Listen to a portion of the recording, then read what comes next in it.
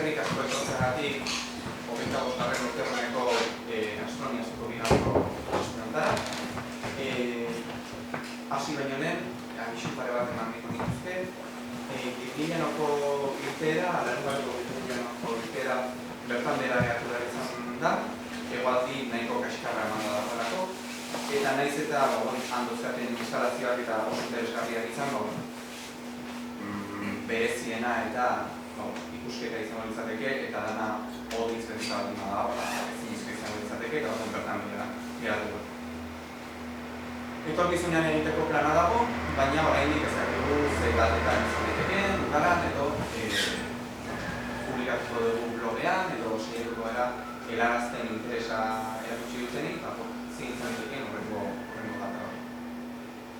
Hortaz aparte, irteeran, hitzaldiaren ondoren, behean, Pagoetako sedean, argazki bilduma bat dago, Alfredo Kateratako espazio eta objektu desberdinen argazki esposizio bat dago, irekita dago eta irtetzean gomiatuta zaudete, bueltak ematera eta argazkietaz disfrutatzen.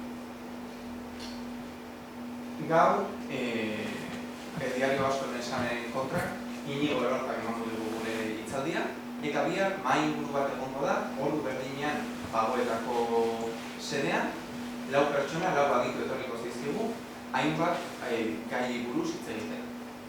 Bidai espazialetatik, pixkat aste honetan jorratu dugun bizitza zerutaren posibilitatea, eta hainbat beste gai ezberdin jorratuko dugu dituzte 4 adituek. Eta, gero, entzuleon parte hartzea ere sustatuko da, guztion iritzi, ideiak ere komentatzeko. Gaur ostegun honetan, Inigo Erorkaren hitzaldi bat edukiko dugu, fisikaria, bigarren hezkuntzako irakaslea, ekonomikako kidea, eta hitzaldi hauen pila fundamentaletako bat. Urte askotan, 25 urte egiten ditugun urte hauetan, urte askotan Inigo eduki du hitzaldia, eta beste urte guztietan ere parte hartzea hotzi izan da. Martin koloniak sortzaile buruz hitz egiten entzun dugu, Zulo Bentzekin, berarekin eman ginen gure lehenengo hitzaldi konjuntoa, hortaz ere, espazioko bulo eta kesaltzaile buruz ere hitz egin dugu, eta gaur pixka bat urrunago joango gara, eta eguzki sistemako kanpoaldera, Neptunotik haratako dauden objektu denen buruz hitz egingo dugu. Ea ze kontatzen dugu? Eskerrik asko, espera horretik, eta txintu duzuz. Ikusten duzuenez, gaurko hitzaldiaren izena da eguzki sistema Neptunotik haratago.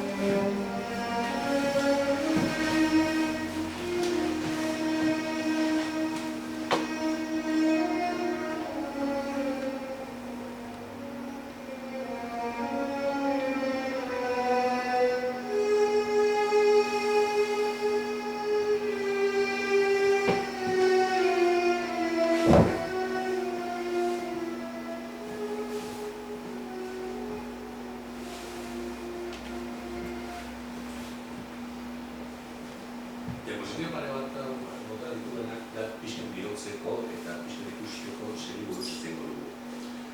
Neptunotik haratago dauden objektuak sortu dira.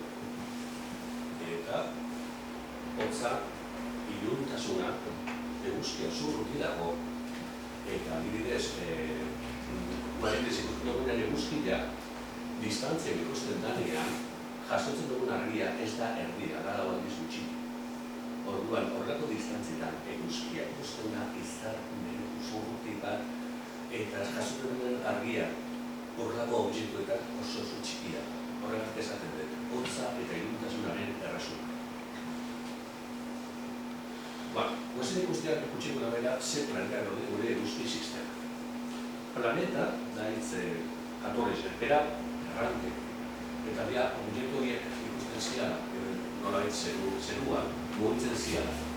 Zan guztiak mugitzen dira, denak nola baitera, denak da berdinean nola baitera. Baina batzuk zian protidik esaten nabezen. Horiek zian planeta, errante. Gaur egun badakigu diala objektu batzuk daudela biraka eguzkia. Batzuk, Merkurio, Lizarra, Lurra, Marte, Jupiter, Saturno, betidanik ezagutzen ditu. Begibistan ikusten dira, eta kultura guztiak ezagutzen zituen betidanik.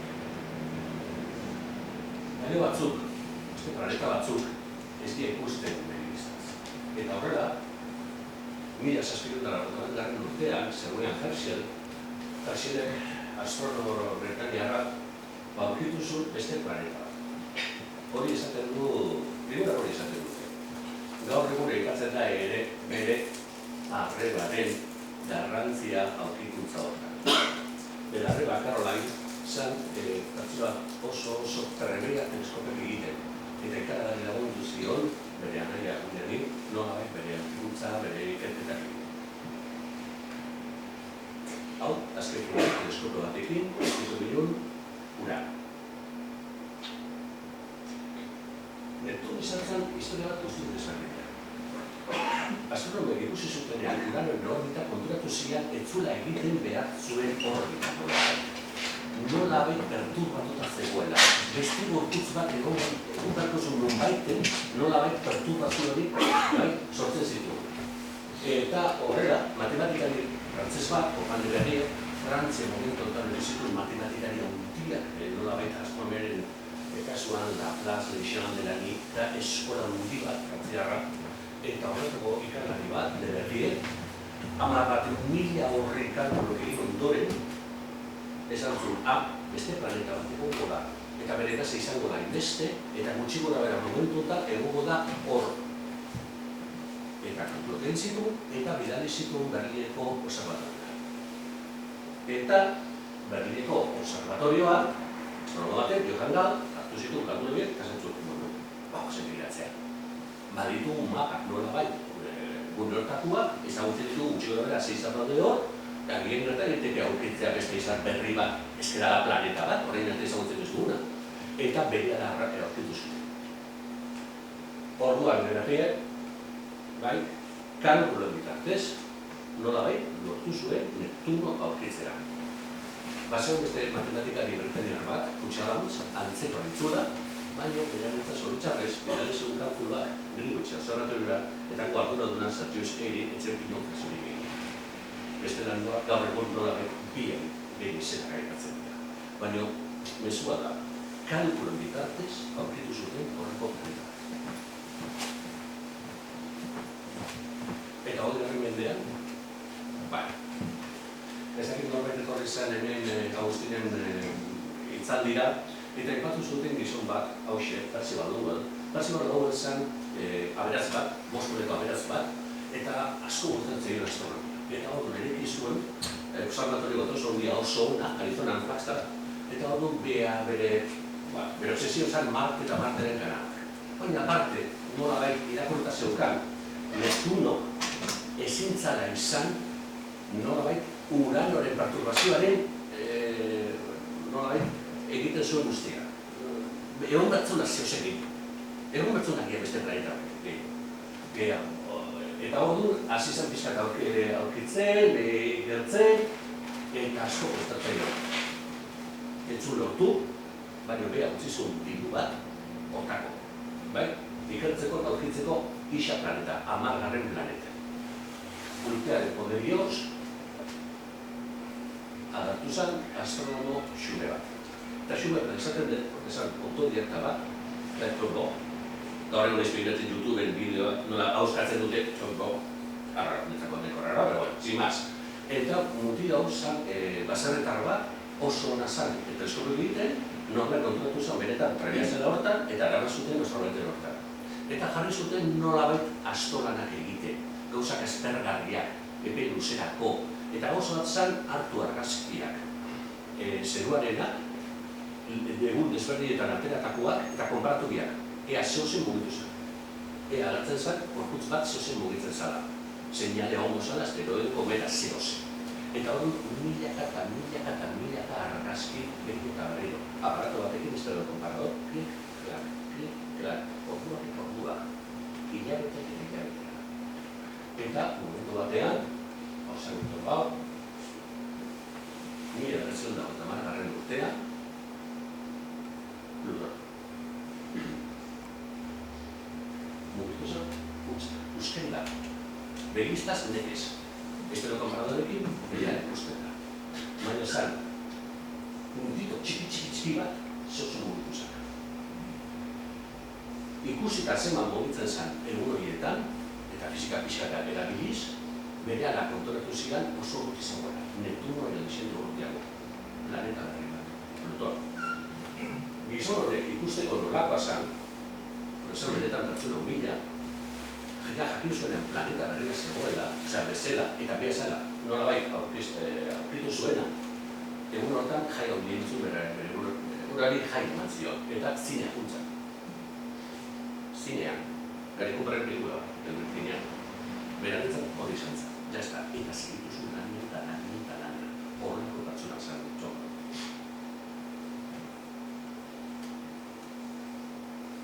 Pluton, 50. Mendea barkatu, zan puntito bat oso urruti.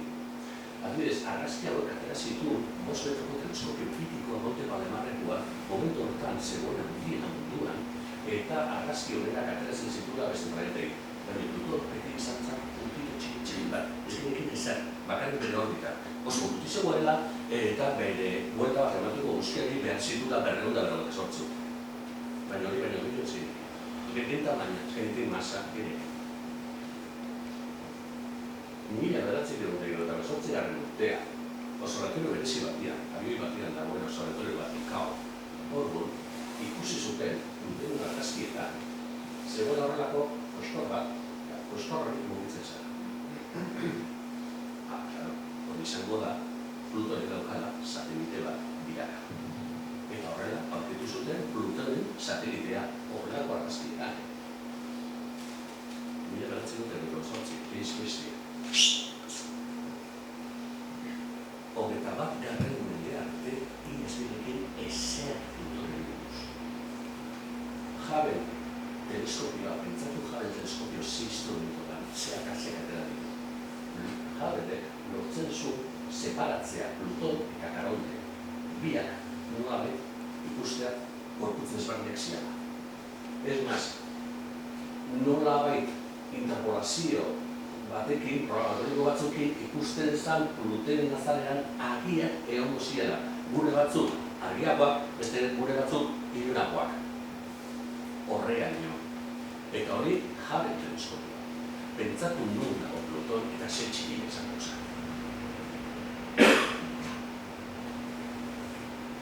Hirurogeta hamargarren hamarkadan, Charles Powell, Monte Palmarretik ere, aurkitu zuen beste objektu bat, asteroide bat, berezika. Giron, zergatik zen berezika.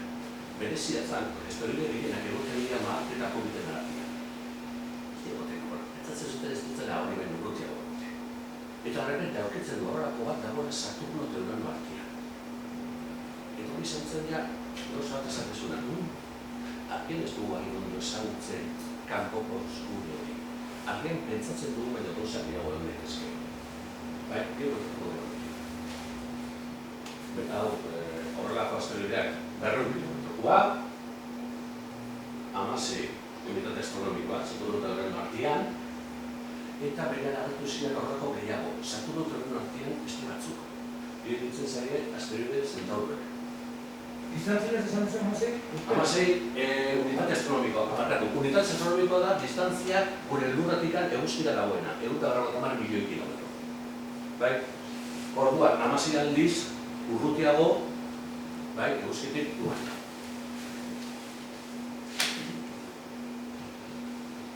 Hau izan topa, ja, zartu zaria. Bat zegoen susmoa, eta astronomo asko pentsatzen zuten, Herrian kanpoko alde hortan, ez dira gauzak esinplea den Neptuno, Pluton eta bukatu da. Gero asko dira horrengo dira. Agian Pluton da bakarrik objektu bat aurkitu duguna, baina berez horrako tamainakoak asko den ditezke. Baina, klar, debate hori den Pluton planeta izendatu bai edo ez, edo nola deitu bizirik zegoenean, zer da zuen. Beretzea atzun horreko dizuzko britzea gizun hori. Benetan zantatzuna xumea eta respetatuta. Bai, astronomen artian denen segiten bat, etzala, goi-mailako astronomo bat, baina tena asko bertatatzen. Orduan, beha hile arte nola bai, indorizun izan esan. Mila horretzen duen duen mazazkigarren urtean izan, eta 2006 garren urtarriak 16, NASA bitalizun sonda bat, eta sonda esanez, UASE, bai, ikertzea, ezagutzen ez dugun azkeneko planeta hori, Pluton, New Horizons, botatzen dute, eta sonda hortan, tonbajen derrantzak. Misio bat, 2006 garren urtea bitalita, urte batzuk behar dira iristeko Plutonea. Eta bitartean, pentsatu, urtarrilean, New Horizons, eta abuztuan, Pragako bidera batean, Unión Astronómica Internacionala, esaten dute, ez Pluton, ez da planeta, da beste kontzeptu bat, da beste klasifikazio bat, nanoplaneta, lekusiko duzakatu. Baina izan zen, nazarentzat izan zen kriston jipoia, ematen du eskuri batera, eta ez da.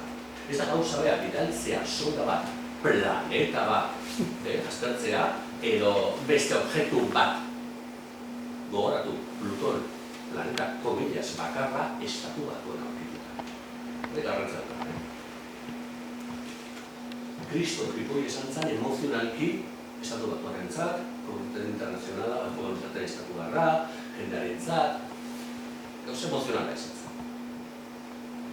Hau da Michael Brown, astronomo estatu batuarra, eta ikusiko dugu zergatera hain garrantzitsua. Hau, bere burua, aurkezten duela, ni naiz Pluton hiltzuena. Ikusiko dugu, kasi garrantzia dauka, gizon honek, horreko ikerketik. New Horizons sonda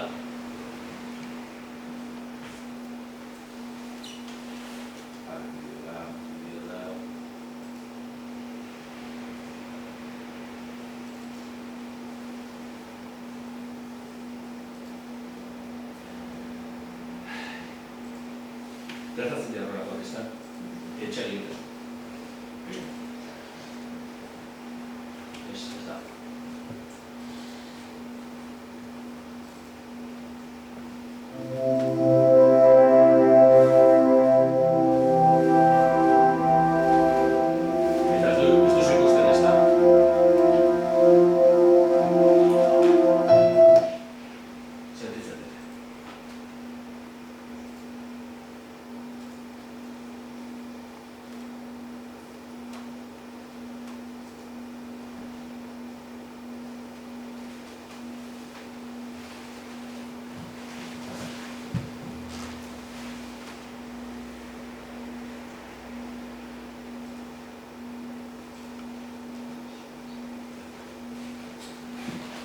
Más de ez dugu ikusiko bideo esakutzen.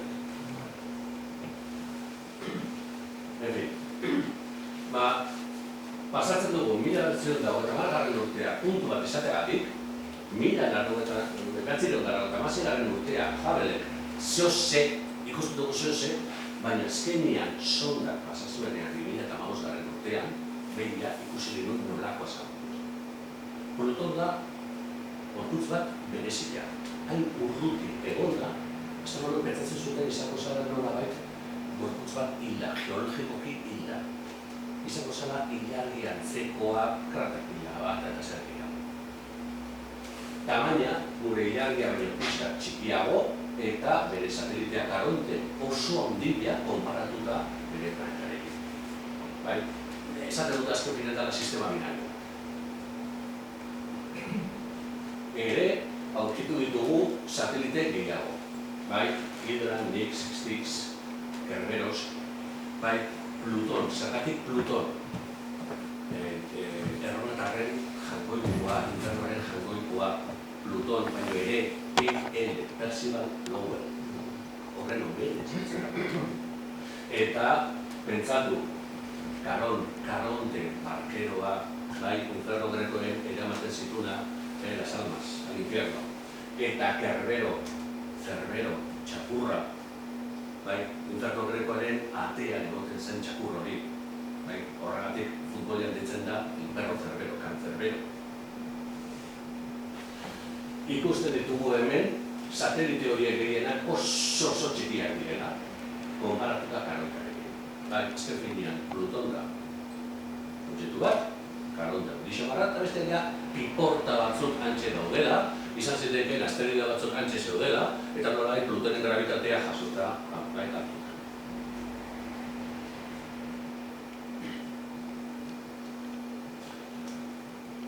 Pluton baditu, eta hori da mezua, prozeso geologiko berezia.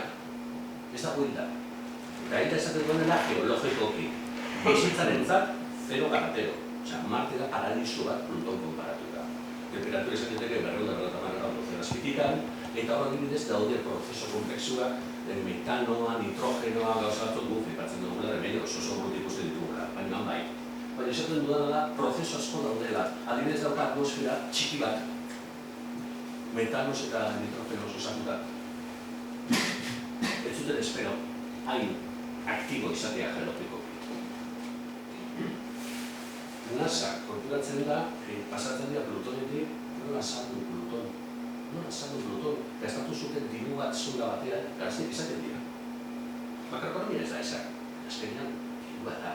Eta nola bai, saldu bat dutzu zura aurkikuntza. Eta ikusi zutenean lehenengo argazkia esan zuten jazta, lortu dugu, Plutonen bihotza. Plutonen bihotzarekin, egin dute kamisetak, nestak izer, bakizer, saiatu dira indarra ematen horrei, aneduta horri. Bai?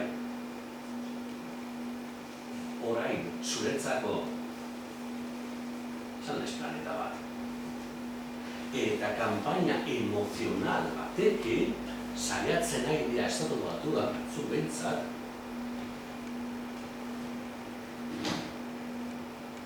ea berriro izendatzen da Pluton planeta bezala.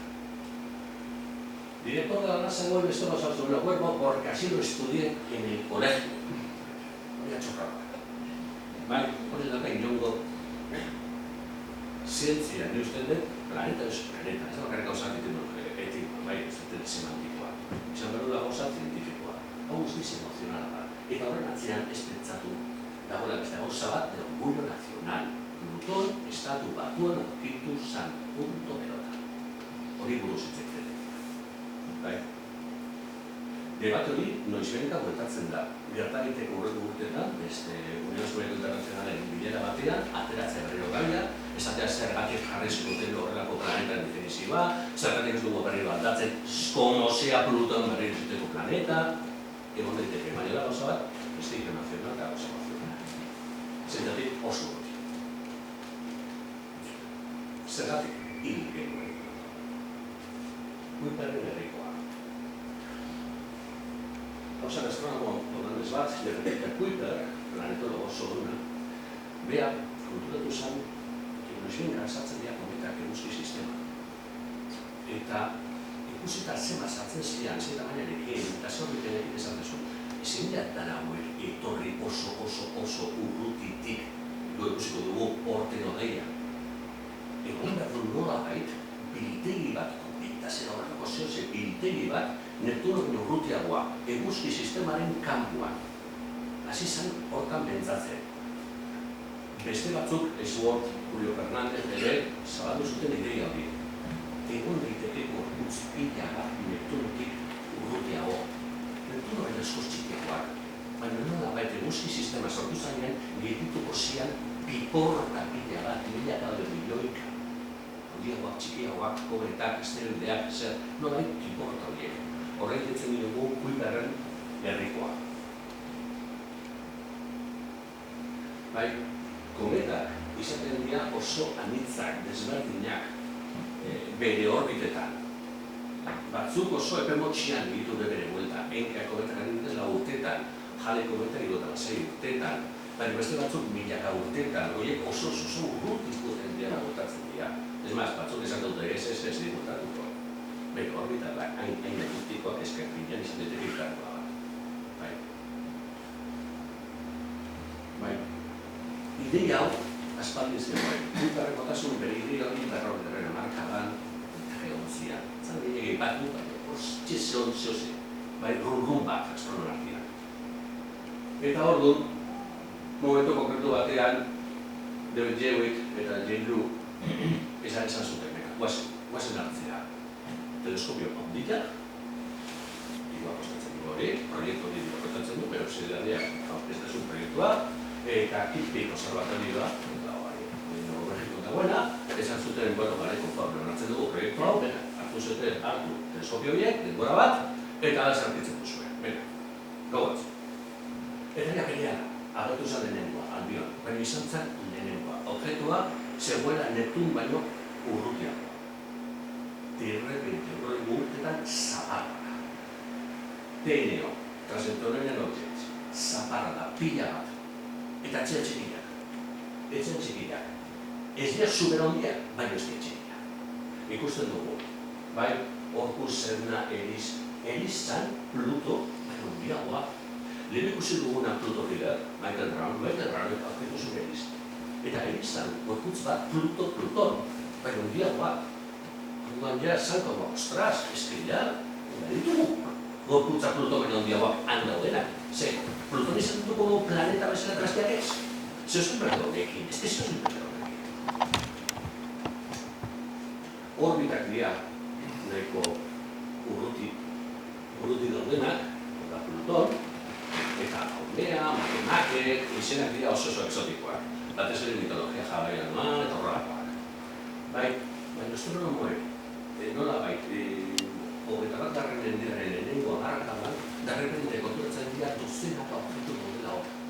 Zara Pluton, izan dute dozenaka, handiagoak, txikiagoak, urrutiagoak. Zer egin horrekin. Zegoen nola arrazoi sakonak planetaren definizioa berriro nola zehazteko. Oilarri bat, zan, Haumea, 2005 urtea, oso berezia da elipsoide bat, nauka horrako eraztuna eta bizatente. Hau adibide bat, zientzan ere, egoten dira bere bizkarrak. Aldi berean, honen aurkikuntza, agertu zako zori sorti, Instituto Astrofísica Andaluziakoa, eta Michael Brown, Plutotila. Orduan, bideak hasi zian esan ez, zu izantzea ez ni izan nahi, zu izantzea zu egin nahi, protokolo batzuk daude, horreko gauzetan protokolo daude. Edozein zientzia arloan bezala, badaude protokolo batzuk, gauzak, ikerkuntzak, plazeratzeko. Eta gaur egun, kontroversia hori oraindik dago nolabait balotu gabe. Honesto internazional ez du parte hartzen. Esaten du, izan daitekela Josuri Sorti, edo izan daitekela Michael Brown. Baina oso akusazio itxusiak eta oso narratza, beren artean. Azkenean, sin más, badauka bere garrantzia, gorputz honek badauka bere garrantzia eta ya está, listo. Eta bereak izango ez bazio, urrengo urtean izango zen beste norbait. Baina nolabait narratza, oso zikina. Lehen esan dut, Plutoneko horritzailea zela pertsona xumea, jatorra eta errespetatuta. Michael Brown da extremo opuesto. Egolatan narcisista, gaiztua, talento handikua, baina pertsona zela xkaxa. Epelu baino lagatzagoa. Epelu baino lagatzagoa. Jose Luis baino lagatzagoa. Jose Luis, gutxienez, protokola etzitun ondo bete. Eta Instituto Astrofísica Andaluziako arduraduna ez dugu abestu, konturatzen da, historia bat, narratza. Baina esaten dut, honen egolatria da legislaria astronomia. Begiratu zenbat agertu dira. Puntu bakoitza da horrelako objektu bat. Batzuk dira oso handiak. Hemen daude distantziak, eta hemen daude nolabait borobil horiek izaten dute gutxi gorabera ze tamaina dute. Pluton, kilometro eriz handiago da. Eta badaude asko diala Pluton antzekoak, eta oraindik aldatuko dira gehiago. Bai, ezagutzen ditugunak, daude 5.000 milioi kilometro, 6.000, 7.000, ez dakigu 15.000 milioi kilometrora zer dago, ea beste gorputz batzuk egongo zian, porque oso gurti daude. Gertar daiteke oraindik horrelako gorputzak dexente agertzea. Bai, hau da errepatu duena, Kiron, bai, Saturno eta Urano artean, beste gehiago daude, Zentaurroak, begiratu zen badaude. Bai, horregatik, hau ikusita, momentu batean astronomikoak esan zuten, guazen definitzea planeta, zer lan, modu zer batean. Eta plano futz bat, eguzki sistema planeta izateko, 3 baldintza bete behar ditu. Lehenengo baldintza da biratzea eguzkia. Orduan, edozein satelite ez du bari. Bigarrena da oreka hidrostatikoa aurkitzea. Da, itxi gora bera, superfizie bertia orekatuta egotea. Ez izatea horreko gorputzek ikusten ditugura batzutak oso amorfoak eta oso auskaro zintxura dute. Ez guztiz esferikoak, baina iran nolabait itxura bat nahiko egonkorra. Izan deteke esferantzekoa, edo izan deteke amea bezala, elipsoide bat. Baina iran zoze egonkorra. Eta hirugarrena, bere orbita garbitu. Zer da hori? Bekuetu nahiko masa, bere orbitan, bere distantzian, horrelako gorputzak ez egoteko, eta egongo balira oso txikiak izatea. Ezin du egon beste gorputz bat bere antzeko edo pixka txikiago. Garbitu behar du grabitatu joki. Hori, horrela esan da, ematen dut dela gauza bat oso komplikatua, eta berez, definizio zehatza oso komplikatua da. Da parametro lambda, segun zima bali un parametro esaten da baietze duzetz, sea lo que sea, hor, gertatzen da, gorputz hauek, Pluton, Eris, Gamea, Makemake, eta Ceres da asteroide bat dagoela Marte eta Pluten artean, betetzen dituzte lehenengo bi baldintzak baino ezin duarena. Ez duten beraien orbitan garbitzen. Orduan, planetaren definizio horrekin, Pluton ja ez dago planeta, da nanoplaneta bat. Eta horrekoak gehiago aurkitu dituzte. Bai, jarri batza momentu batean muga bat nunbaiten. Muga horrekin, Pluton kanpo ditu. Bai, hau egia da nanoplaneta batzuk eta gehiago aurkituko ditu. Eta daude oso ruti, eta oso txandia, oso ruti daude, gehienak izaten dira 100 kilometrokuak, 1000 kilometro, 1500, 800, ez dira euskeri batzuk, baina ez dira lurra bezala, edo zer esan erraldoi gaseoso bat bezala. Bueno, badakigu. Egongo diala horrelako nanoplaneta pila bat, eta nanoplaneta ez dianak, txikiagoak pila bat, ere egongo dira. Eta planeta bat egon daiteke oraindik eguzki sistema oraindik ezagutzen ez duguna, hain urruti dagoelako, bai. Seguru? Ez, baina egon daiteke. 10. planeta. Bueltatzen dira 10. planeta, baina espazio logoren kasuan, bezala, hau da beste gauza bat. Eta hori, astronomoek konturatu dira gorputz hauek, bai, asteroide batzuk eta nanoplaneta batzuk, orbitatia oso bereziak, oso eliptikoak, eta ematen du horren hori dala beste planeta baten ondorio gravitatorioa. Gorputz erraldoiak beti interakzionatzen dute bereen artean, eta beti dago bereen artean ematen energia eta momentu nahi barra. Orduan, joten dira aldatzen orbitak, bakoitzaren orbitak. Bai, orduan, horreko orbitak arraroak izateko, gerta daiteke horren esplikazio bat izan daiteke egotea. Planeta bat oraindik ezagutzen ez duguna, eta ez dugu planeta bere masa izan behar du dexente handia, gure planeta, gure lurra, baina dexente handiagoa, tamaino handiagoa, baina daiteke hain urruti, hain hotza izan daiteke, oraindik ez duguna ikusi. Eta gainetik gerta daiteke beste gauza bat. Guk ezagutzen dugun planeta, etikuak, danak, biratzen duten nolabait plano batean, koplanarioak dira, ekliptika, nire dago ekliptika. Baina hori pentsatzen da guztiz biratuta dagoela. Oso zaila izango da aurkitzea zuzenean, saiatzen ari dira. Baina oso zaila izango da. Egon daiteke, beste batzuk izan dute ezetz, egon daitezkera beste azalpen batzuk, ikusteko zergatik gorputza hau dute horrelako orbita. Baina, teoria hau ez da barbaridade bat. Hortxe dago. Zurrumor hori, runrun hori ere badago. Eta badago astronomo estatu bat bat, behin eta barriro esaten duena, nik esan dute, egon daitekela, eta norbait aurkitzen badu, gogoratu bitaz, eta bai gerra, barriro. Esan den dukuna da, talento dituak. Baina, ufa. Ja, izena jarri diogu, planeta horri, Telisto. Ez dugu zagutzen, Ino ez du ikusinek.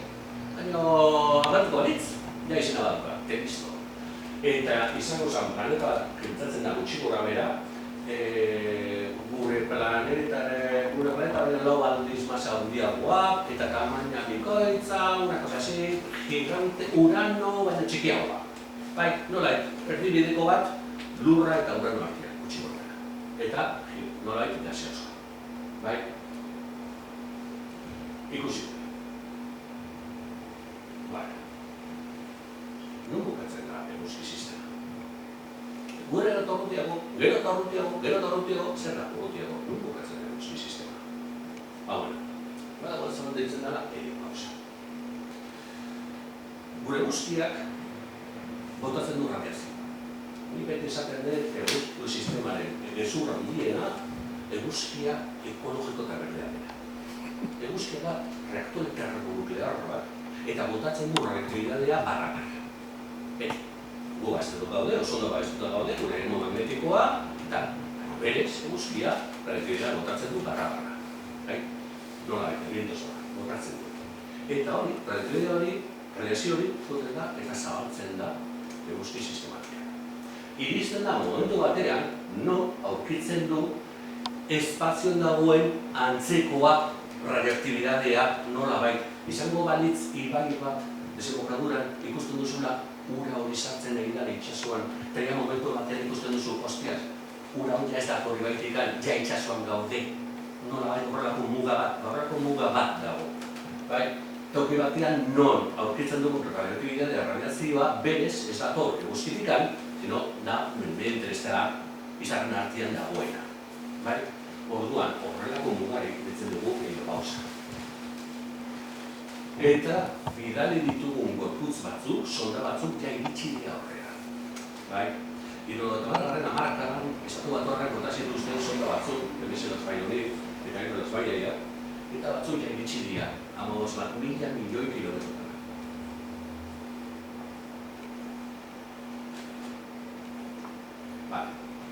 Baina hori, 15.000 milioi kilometro oso gutxi da.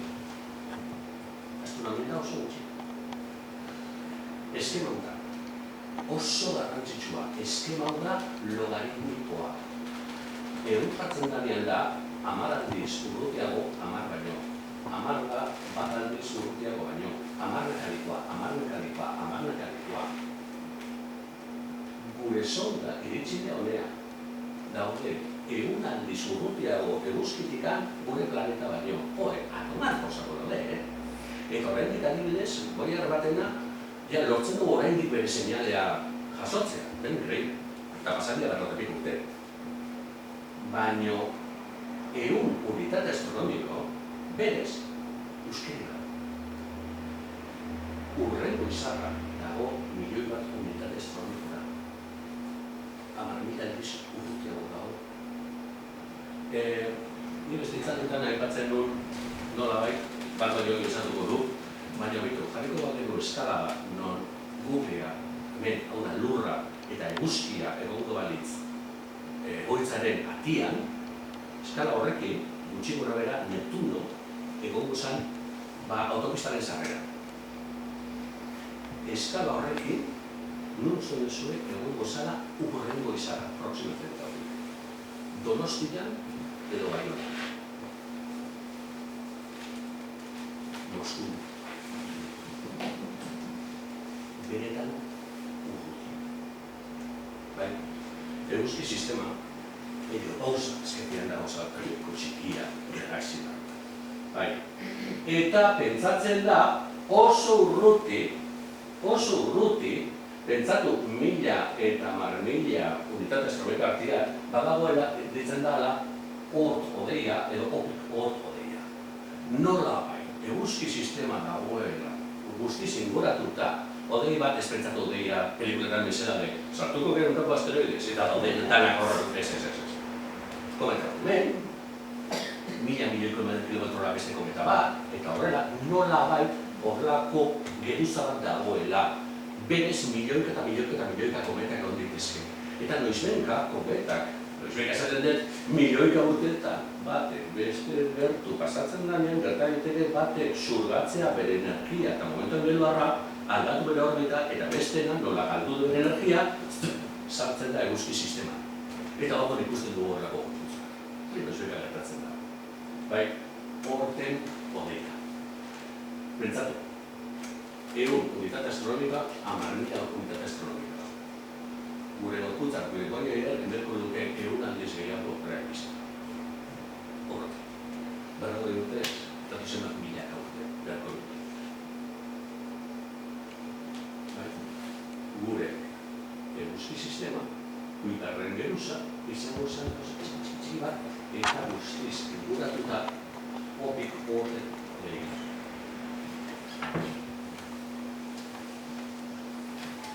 Bukatzeko, anekdota bat. Ez que noizbenka garatzen da, izan hau. Oumuamua.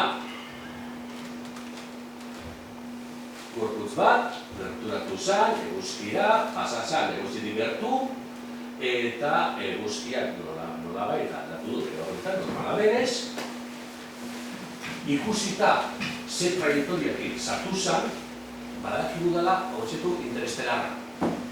Hori ez dator eguzki sistematik, urrutitik dator. Pasa zen eta badik joa.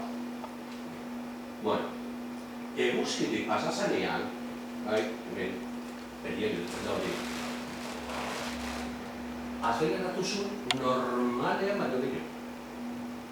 Eta horrekin jakontatu da, nola leike eguzkaren grabitatea oinarrituta badakigu zein beharko luke. Horrela, después, atera daskar ditu. Nola leike. Gorputza da 100 piko metro kuba, tamaina da oso arrarra. Eta, claro, jazidira hitz egiten, izango da una vela estelar alienígena. Izango da una reliquia de inteligencia artificial extraterrestre. Zenbat horrietan, jasatu dute, bai, estalurtarren, zibilizazio estalurtar baten gailu bat dela. A ver, nik ez dut ezetza izango al 100%, bakarrik al 99,99. Bai, al 100, al 99,999.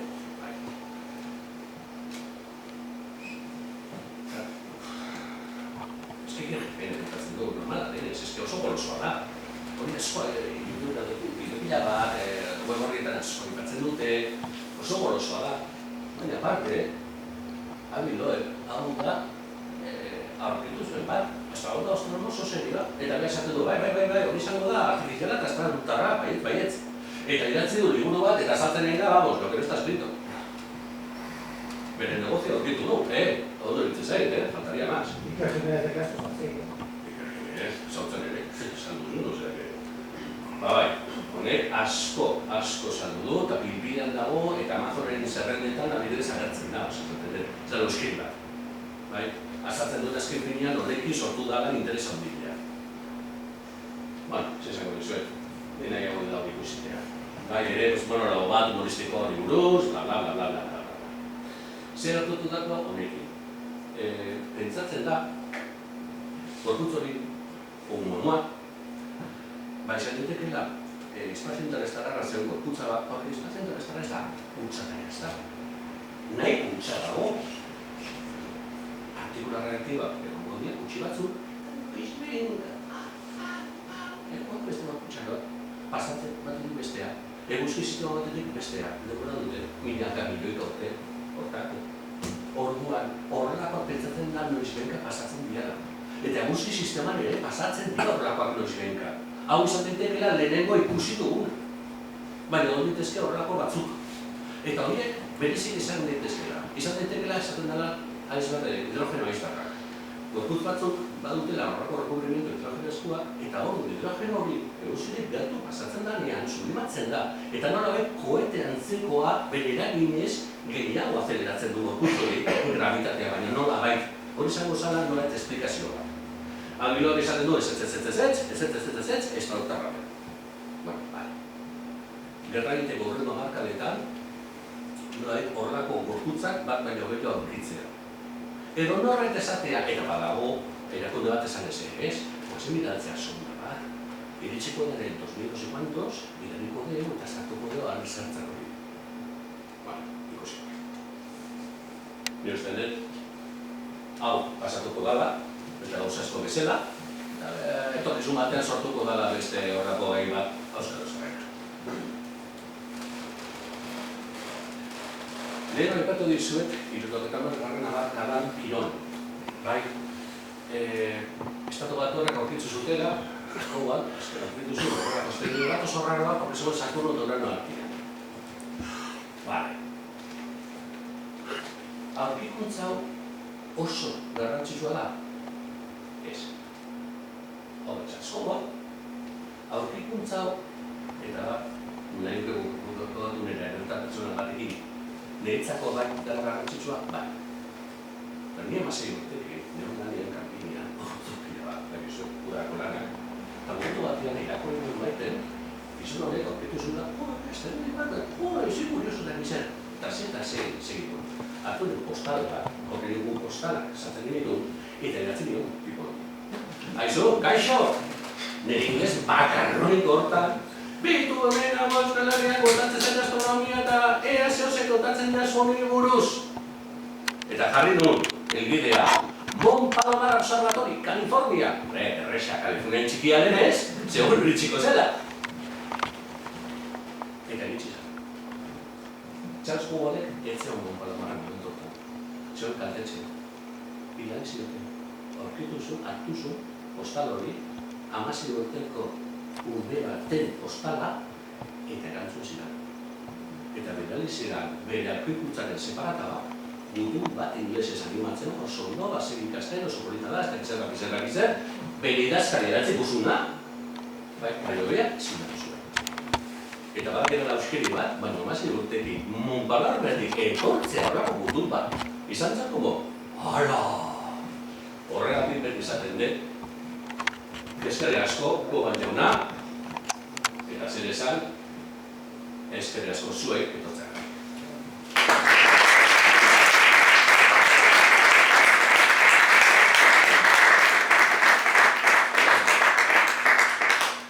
Ultra bezala gordurik nago, beti izan da horrela, beti izango da horrela, beti izan. Bai, galderarik? Bote taukiko eta karta hori. Traslado baten desapositzen, traslado baten gatu. Badak edala frikada karauza usten bat, estaz.